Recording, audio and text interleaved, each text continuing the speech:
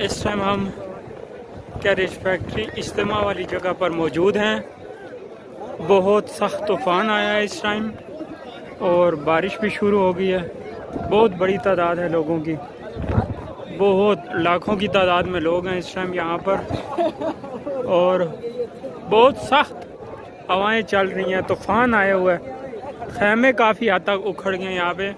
ये देख सकते हैं, ये खाने वाली जगह है जहाँ पर खाना मिलता है, मियारी खाना, सस्ता खाना।